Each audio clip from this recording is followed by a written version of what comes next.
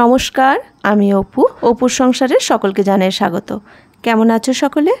আজ তোমাদের সাথে একটা সম্পূর্ণ নতুন রেসিপি শেয়ার করব।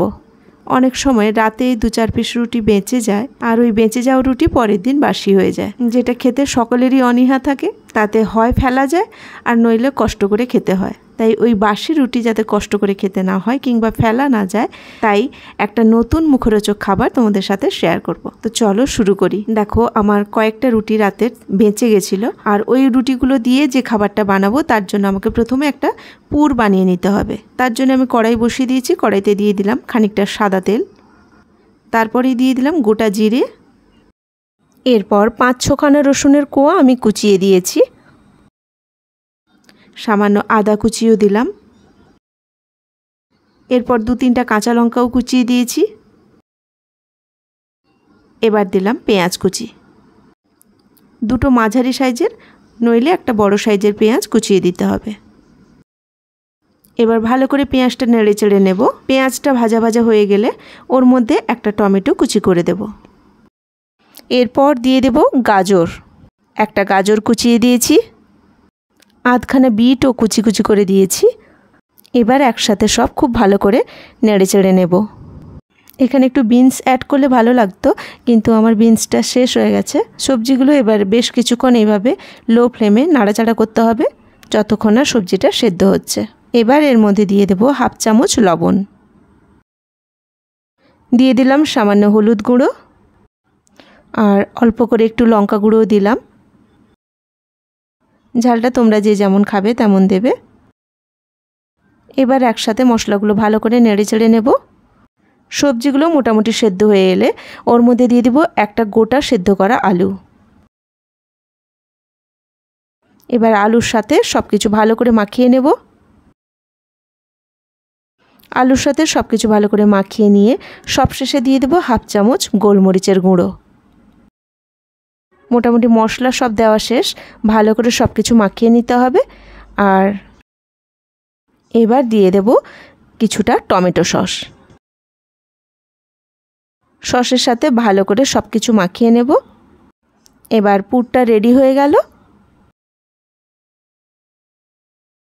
এবার একটা ছোট বাটিতে 1 চামচ ময়দা একটু জল দিয়ে মেখে নিতে হবে। ময়দাটা মেখে নিলাম। দেখো, প্লেটের মধ্যে একটা রুটি নিয়ে নিয়েছি। এবার রুটির মাঝখানে পুরটা এইভাবে রেখে দেব। তারপর রুটিটা 2 সাইডে এইভাবে আগে ফোল্ড করব,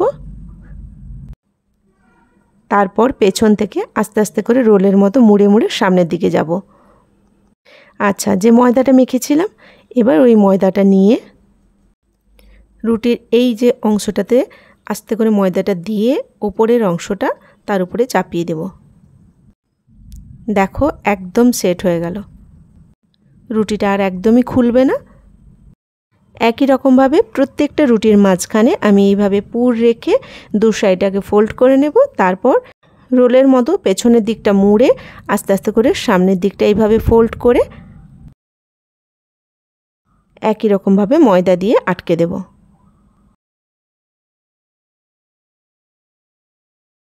প্রত্যেকটা রুটি আমি এইভাবে তৈরি করে নেব। সবগুলো রুটি আমি একই রকমভাবে তৈরি করে নিয়েছি। ওই যে ময়দাটা বেঁচেছিল যেটুকু বাটিতে, ওটা নিয়ে নিলাম, আর ওর মধ্যে আরও 1 চামচ ময়দা দিয়ে বেশ খানিকটা জল দিয়ে একটা জলজলে ব্যাটার তৈরি করলাম।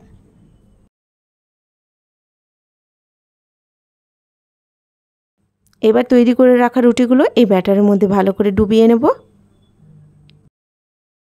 কড়াইতে সামান্য সাদা তেল দিয়ে রুটিগুলো ওর মধ্যে ছেড়ে দেব। এক পিঠ হয়ে গেলে ছোট চামচ দিয়ে এইভাবে রুটিগুলোকে আস্তে আস্তে করে উল্টে দেব।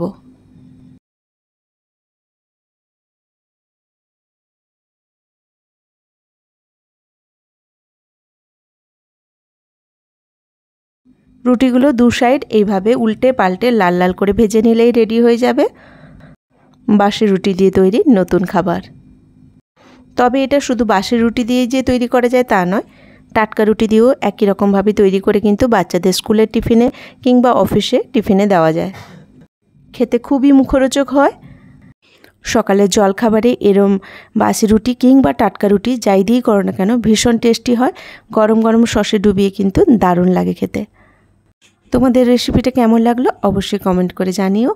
আর যদি ভালো লেগে থাকে তাহলে একটা লাইক দিয়ে দিও। সকলে ভালো থাকবে, সুস্থ থাকবে, সাবধানে থাকবে। কথা হবে আবার পরের ভিডিওতে নতুন কোনো রেসিপি নিয়ে। আজ এখানেই রাখি। নমস্কার।